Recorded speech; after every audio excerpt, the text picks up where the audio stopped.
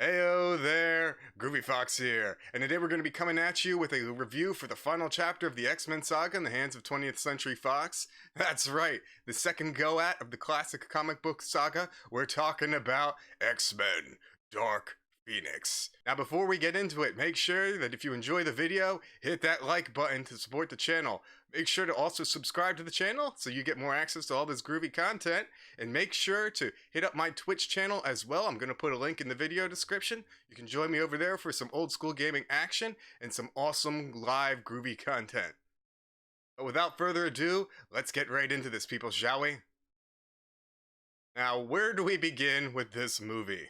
Right off the bat, I'm going to tell you that this is not the strongest X-Men film that I've seen. Not in a long shot. There were definitely issues throughout this film. It wasn't as bad as I thought it was going to be going into it, which is one of the reasons why I didn't go see it on opening weekend. I just heard a lot of negative things about it, so I was expecting it to pretty much be a total wash. But even in the first couple of minutes of the film, you could tell that there were definitely some character moments here that were actually going to work. I really liked how they went out of their way to kind of portray Xavier as a father figure to Jean Grey. You see that in the first couple of minutes. It was interesting that they decided to go that route with this movie as opposed to the last couple X-Men films, Days of the Future's Past, and also Apocalypse, that were pretty much starting out with big action sequences. Days of the Future's Past, you got to see the future Sentinels pretty much fighting the X-Men in the future. That was the beginning of that film. The beginning of Apocalypse showed the ancient mutants actually trying to stop Apocalypse from transferring his consciousness over in ancient Egypt. They both kind of set the tone for the movie. There was going to be this big kind of bombastic kind of action blockbuster kind of thing, and that's what they were going for those two films. Now when this film starts up, you actually instead get to see some tender character moments of sorts. You get to see really young Jean Grey when she is in the back seat with her parents driving down the road, and her powers are starting to manifest themselves, and she accidentally causes an accident which leads to the deaths of both of her parents as far as she knows. Then we jump to young, long-haired Charles Xavier meeting Jean Grey, and she feels like she's a broken person already at this young age. Charles Xavier is going to try to fix her. He tells her, "No, my dear, we don't have to try to fix you because there's nothing broken about you." And that's a kind of sentiment I feel that was not really there for Charles Xavier in the previous X-Men movies. It seems like from First Class up to Dark Phoenix, we're kind of on this journey a little bit with Charles Xavier as a character, and it's these kinds of moments that actually show Charles Xavier finally coming into the role of being the founder of the X-Men, being the kind of father figure that we all kind of think of him as, or at least I do as a fan of the X-Men. You don't want to see a aloof Charles Xavier that doesn't care about the mutant race. You want to see him to be someone that lifts people up and supports people and tries their best to take care of them. I actually think that this movie actually did way more with Charles Xavier's character than I thought they were going to. And the two main characters that we're exploring in this film, in my opinion at least, are Jean Grey, Charles Xavier, and a little bit of the dynamic that emerges between the two of them over the years. So when this movie starts up, you can tell that it's going to be a little bit different than the last couple X-Men movies that we've seen. It's not a big action film. I've heard talk behind the scenes that this was never meant to be a big summer blockbuster. And you can tell that when you're watching this movie because there's a lot more character moments in it than I expected. As a matter of fact, the action is relatively toned down in this film so they can explore kind of the psyches of these characters in a little bit of a way. It's really interesting to see darker shades of Charles Xavier while at the same time trying to see Charles Xavier being portrayed as, you know, the leader of the X-Men, what we want to see Charles Xavier as. The only thing is, if he's just that leader of these characters and just that kind of Patrick Stewart type of father figure, there really aren't too many shades of darkness or depth that we're used to seeing. So when we see them at points, it can be a little bit jarring. Now also, this film was directed by Simon Kinberg, who's been a writer and producer on the last couple X-Men movies, I believe since X-Men 3, ironically. And it shows. This is kind of like a writer-director film, and you can tell that this is his first film, because there were some good character actions that were kind of buried in not what I would say bad acting performances, but in acting performances where you can just tell that they didn't really push hard enough. Like, almost like it seems like they didn't care. Like they're trying to do a paint-by-numbers version of a story where they really needed to work a little bit outside of the box. And I would definitely go out on a limb and say that this being Simon Kinberg's first actual directorial credit on this big film like this probably ended up hurting the film. He probably should have had a co-director, somebody else that was a little bit more experienced. He's worked with these people before. They say that he kind of was like a unit director or directed certain scenes in the last two X-Men films, Days of the Future Past and Apocalypse. But you could tell that the confidence for it just wasn't there. It needed a little bit more of a stronger hand behind the scenes to really bring out some of the good character elements that were actually in this script, especially between Xavier and Jean Grey, as I said. But this being an X-Men film, just like all of the other X-Men films, I feel like it falls into the same issues that almost every other X-Men film has been plagued by. And by that, I mean namely focusing on one character and making the whole movie about that one character and devoting so much time to that character. So instead of developing characters as an ensemble, this being a team of superheroes, by the way, not just one, that any other characters that aren't the main focus of the story instantly fall to the wayside. They get almost no character development, very little character interaction. There's a lot of characters that you would think would be handled much better. I really love the new cast. Alexandria Shipp does a good job. Cody Smit-McPhee, who plays Nightcrawler, he also does a good job. I like Ty Sheridan as Cyclops. I like Sophie Turner as Jean Grey.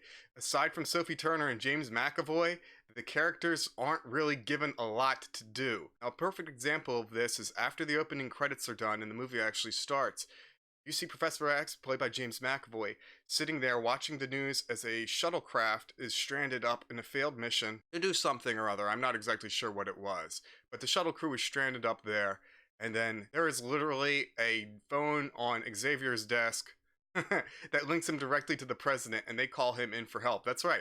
The president in this movie has a fucking X phone on his damn desk. Now, while that's great and all, and I like the idea that they're playing with the X-Men being very public superheroes, which is something that's pretty cool, and something that they played with a little bit in Deadpool, it was just strange, because as they move in, they're deciding we're gonna go to space. It's like, okay, so you get to see Beast, you get to see Mystique, you get to see Professor X. I think you made to get to see Cyclops, and you get to see Jean Grey. Then the next thing you know that they're on the ship, Nightcrawler's there, they go up into orbit, all of a sudden Storm's there. You don't even really get to see any dialogue from Nightcrawler. I think Nightcrawler has like a quick little idea of dialogue. Same thing with Quicksilver. And then when they're up in the ship, you just realize, oh crap, when the hell did Storm get here? Again, because Storm, not saying anything about this, seems to be getting put on the back burner for pretty much everything. She has no character development, very little dialogue. She's more or less just there to be part of moving action pieces throughout the film, you know what I mean? And the sad part is that this movie doesn't even really have a lot of those awesome action pieces. It's more or less just character moments that are strung along to try to get us to the final point of the film. This movie has the same issues that other X-Men films do. You're going to have side characters that are somewhat introduced. You're not even going to know what their names are. You don't see what their motivation is. They're more or less just pieces of scenery that are there along with the rest of the film as you're going through it.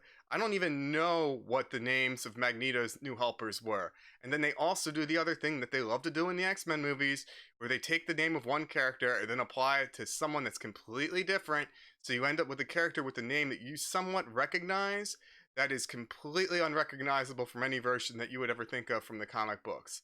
There is literally a guy in this movie that has mutant dreadlocks. Like, I saw him pop up when Jean Grey eventually travels to Genosha, and he's standing there, and I see that he's got these long dreadlocks hanging over his shoulder with one with a little bit of a spike on the end. I wasn't sure if that was an aesthetic choice. I'm not a man of fashion. But I saw it and I was like, if this dude's mutant power is superhuman dreadlock lips, I'm gonna be laughing my fucking ass off.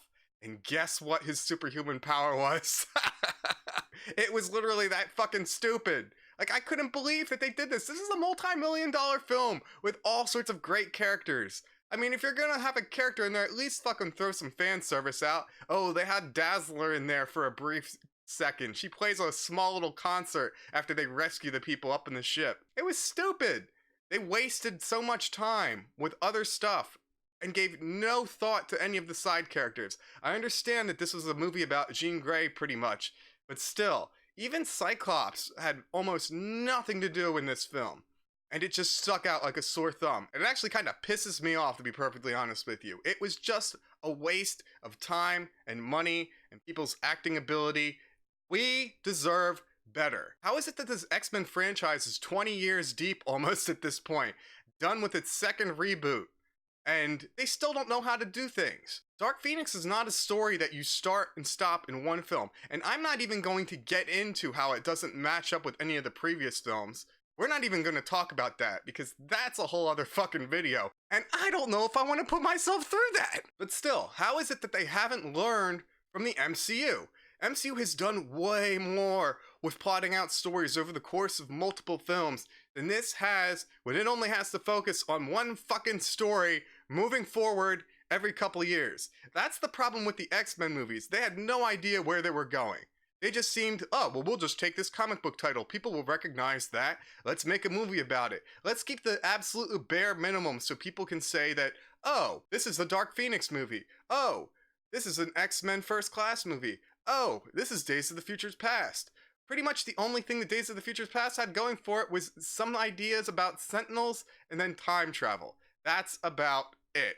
And from my understanding, they even wanted to call Apocalypse Age of Apocalypse. And Age of Apocalypse is all about a completely different parallel reality outside of the main timeline that blah. Now, to be fair, Marvel is kind of guilty of this too. Age of Ultron, Civil War, they just take the idea, they take the name, and then they do whatever the hell they want with it, and end up making some sort of watered-down version of it. Sometimes it works, sometimes it doesn't. But for the X-Men movies, they should have taken a step back, looked at Guardians of the Galaxy, and been like, that's our Dark Phoenix saga. If they can pull that shit off, we should be able to pull it off. Why is it that they can come completely out of left field and make Guardians of the Galaxy and make it a success because they have the right people behind the scenes, obviously. But still, it's set in outer space. It's hopping from planet to planet. It's got colorful, quirky characters.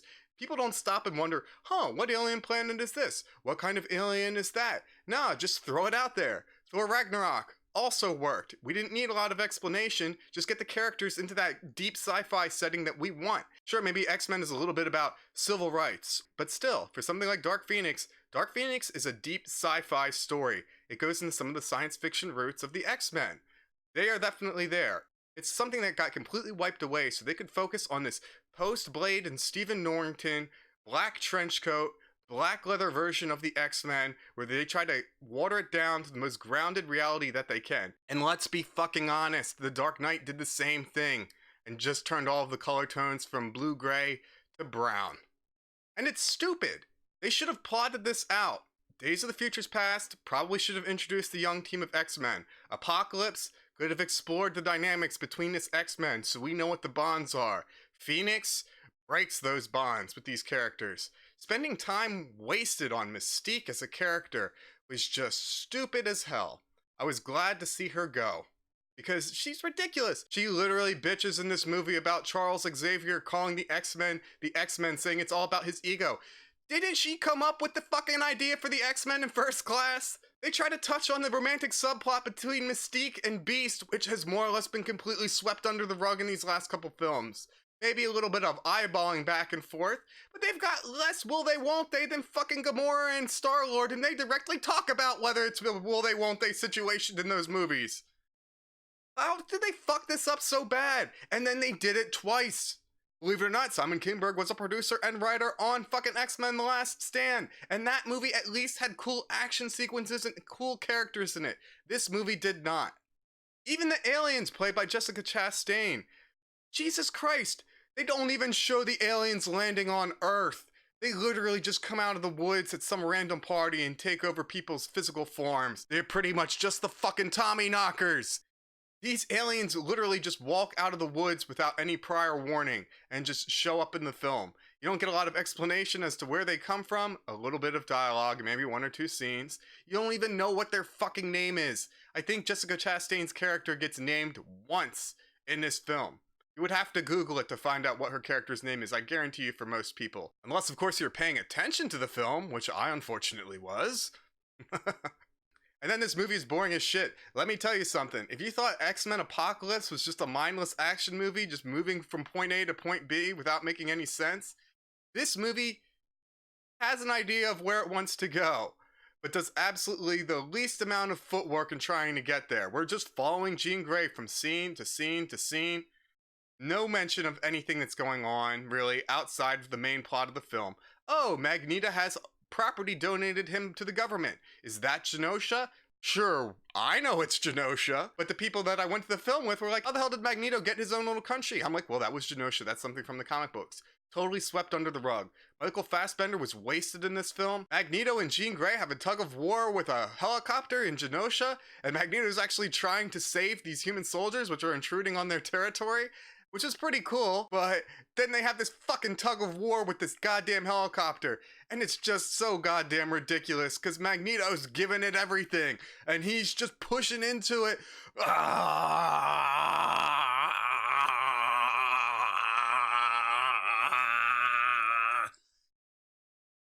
That seems to be all they could do with Magneto in this film. They knew that they needed him in this movie because it's an X-Men movie, and Magneto's one of their most popular characters, especially without someone like Wolverine to help move the story along. But that they didn't know what to do with him. That's like, let's just have him show up. Let's have him use his powers. Let's have him struggle against Jean Grey. And he just gets his ass kicked. And that's the majority of the action in the film, is the scenes involving Magneto. Everything else in this movie is boring as shit. Not to mention, this movie is going to get ripped apart by CinemaSins, I'm telling you right now. Cyclops has a periscope on the X-Jet, where he holds it up to his face and uses it to blast out laser beams in space. Okay, how is Storm making weather in outer space when there's no atmosphere? How is Storm freezing up the outside of the spaceship if there's no water up there? How the hell is Mystique still in these movies if she's a fucking mutant terrorist that keeps signing against Xavier in every other fucking film? Things that don't make any sense. How the hell is it that they have those awesome Quicksilver sequences, which are some of the best parts in the previous two movies, and then in these movies, he does almost nothing. He's totally forgettable. No cool music pieces, nothing. Wasted. And then they have the scene where he's running across the pieces of debris when Jean Grey blows up her childhood home, and then she obliterates the piece under his foot, and then he ends up tripping and sliding, and goes sliding for like a quarter mile, and then he just gets covered up with rug burn, and he's out for the rest of the film. It's one of the age-old tropes of the X-Men movies. Let's prominently feature this character on the posters, have them barely be in the movie, and then call it a day. Like, I don't get that shit. How have they not learned their lesson? You guys don't deserve to be making X-Men movies at this point. And I'm not going to touch on Mystique's SJW bullshit in this film. It's like, you're telling me that Charles Xavier hasn't done anything for anybody but himself when he's, at this point, kind of devoting his entire life to making sure humans and mutants can live in peace? He tells her straight up, we're one bad mistake away from going back to pretty much the Dark Ages. Now we're being hailed as heroes and everyone loves us. Why not keep doing that work? Isn't just playing nice with them and trying to help humanity, which is the whole point of the X-Men, by the way, isn't that worth whatever it takes? I just thought it was stupid that she keeps telling him, you don't care about anybody but yourself. You're not the one risking your life. Dude, he's in a fucking wheelchair. Didn't he almost get killed by Apocalypse in the last movie? Like, I don't understand what's been going on. Maybe a little bit of depth as to what happened between these two films. But then again, if you actually paid attention to what happened in Apocalypse, then there's a lot in this movie that doesn't make any fucking sense at all.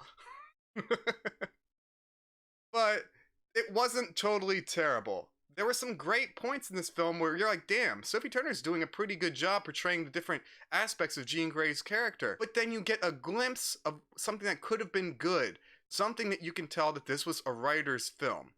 But then because the direction on it was not where it should have been, probably because this is Simon Kinberg's directorial debut for a full film and he doesn't have as much experience and confidence behind the camera as he should, those character moments just get totally buried in ridiculous awfulness where people just seem bored on screen.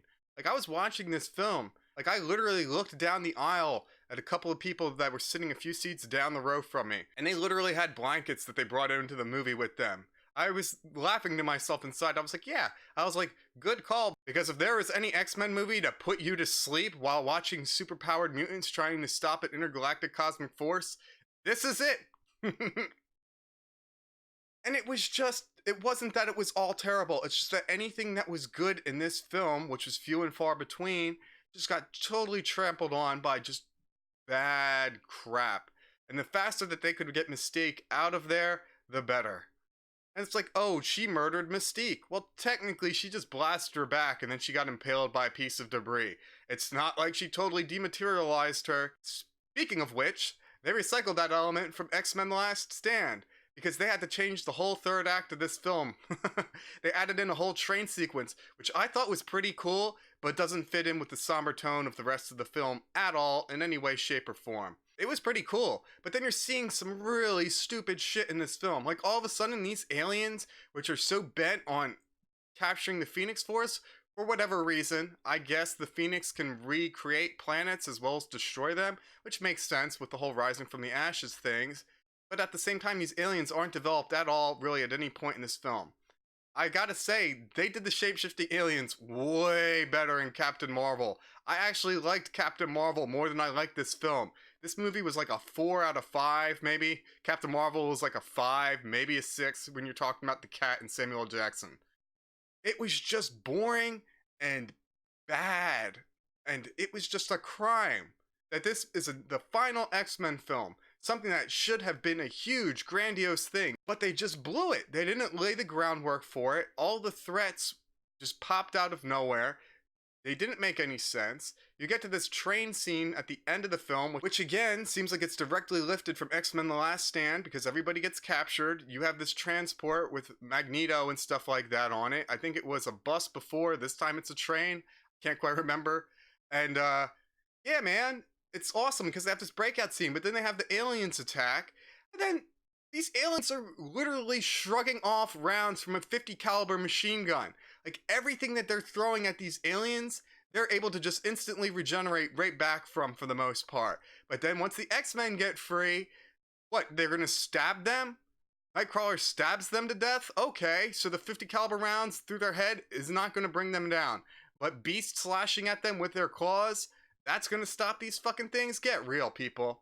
It was so stupid. I mean, it looked cool and it was entertaining to watch, but it didn't fit in the rest of the film at all. And then you get to the actual final part of the film when Jean Grey's finally accepting the Phoenix. And by the way, she's not the bad guy in this film. She's struggling against her dark nature throughout the entire film.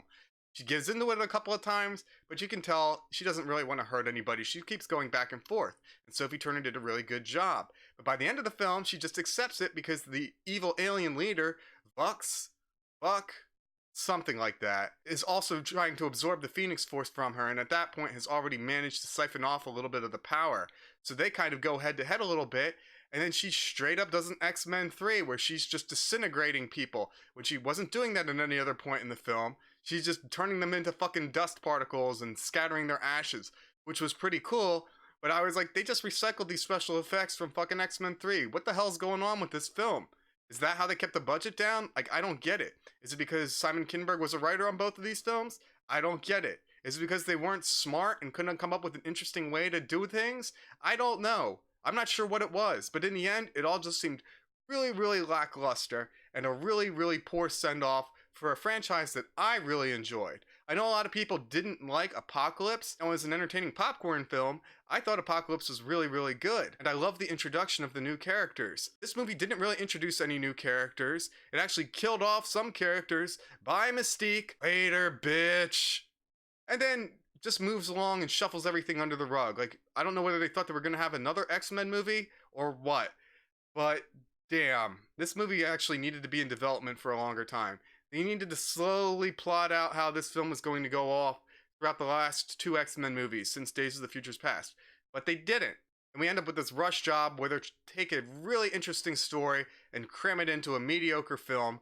Once again, tarnishing the X-Men brand to the point where now 20th Century Fox is probably going to put New Mutants onto their subscription service. I don't think that movie's going to see theaters. I just hope that this movie doesn't bomb so hard that it doesn't affect the Deadpool films. It was just not entertaining in the least. It's really hard for me to say whether this was the worst X-Men film. It's as bad as Wolverine Origins. It's as bad as X-Men 3. I feel like those movies, though, had some more interesting ideas and interesting characters in them. So ultimately, that ends up making this the worst X-Men film out of the entire franchise. There wasn't even a lot of fun to be had in this film. I can understand that it was supposed to be a dark, somber character piece, but at the same time, you've got people teleporting, you've got people shooting eye lasers out, you've got women throwing lightning bolts, all this crap. And it was just not the proper place for this. You needed to balance it a little bit better, and you needed to just, all in all, make a better film. You could tell the people were just phoning it in at the end, and they were just dumb with these characters. And it's just a shame, and it kind of pisses me off a little bit. So I'm sorry if this comes off a little bit ranty. Now, at the end of the day, what can I say about this movie and what did I really like about it? I like the fact that it seemed to do a pretty good job showing the culmination of Xavier's journey over the last couple X-Men films, being a little bit of a playboy, to being from someone who hid from their responsibilities, to be someone that tried to be that responsible person, to being someone who was that responsible person, but has maybe made some mistakes along the way. It happens. It made him a more realistic and interesting character, except being this all-knowing, all-loving father figure that nobody ever questions. It was interesting to see that dynamic take place in this film. It was probably one of the best parts in the film. Sophie Turner was given a lot to do in this film, and I feel like she handled it all very, very well. I was somewhat impressed by her role, seeing someone who's never really watched Game of Thrones. But everybody else, given almost nothing to do. I thought it was hilarious where Cyclops is coming off as this kind of milquetoast, kind of grown up, almost like a Boy Scout, like you kind of think of him in some of the 90s comics. But then he just comes off as just being a big pussy. So when he tries to drop this F-bomb telling Magneto, I'm gonna fucking kill you if you hurt her, it just comes off as totally laughable. If you're expecting to see Storm being a strong female character in this film, she's got very little dialogue, just like every other X-Men movie. She's more or less just part of the moving set piece that is this film. Nightcrawler, totally wasted as a character. There was nothing in this film about him finding any amount of faith or anything like that. It was pretty bad. Quicksilver was giving nothing to do in this film, and then he ends up making an embarrassment out of himself. I think he was like the only comic relief, and then was pretty much taken out of commission maybe at about the halfway point of the film. It was terrible. These movies just deserve better. That's all I can say. Now, all that being said, was it absolutely terrible? No. Was it as good as it should have been? Hell fucking no. It wasn't the worst movie I've ever seen, but it was probably the worst X-Men movie I've seen. It was definitely the most boring X-Men movie I've ever seen. It had less action in it than Logan. And Logan was a kind of slower moving character study of a film. That movie was Oscar-worthy compared to this. I feel like it was trying to be a little bit like Logan, but it just didn't have the chops behind it. It didn't have the gravity behind it. Some people were trying in this film. There were a lot of people that you could tell were just done with all this crap. So at the very end, what would I give this movie? I would give this movie maybe a 4 out of 10. It's actually the lowest rated film that I've seen so far this year. And I've seen 4 movies in the last 2 weeks. And this is the one that I probably like the least. Alright, now if you guys enjoyed the video today, if you had fun watching it, make sure to hit that like button. If you're enjoying the content here on Groovy Fox TV, make sure to subscribe to the channel to show your support. Also, check the channel descriptions. You will actually see links for my Twitch channel, and once again, follow me over there for more live interaction. Or if you want to stop in, say hello, ask me questions, feel free to leave any comments that you have about the videos, about things that you want to see, things that you think I could do a little bit better, or any ideas that you have. Let's talk about the movie. What did you think of it? I'm Groovy Fox again, and thank you for watching. We're signing off now, so no matter what you do, make sure that you stay safe, stay classy, but most of all, stay groovy. Alright. I can't fucking believe that movie was that bad. How did they fuck it up twice? Oh, I know. They had the same fucking writers and producers on both of the movies. And then they let him be totally in charge this time. Oh, fuck.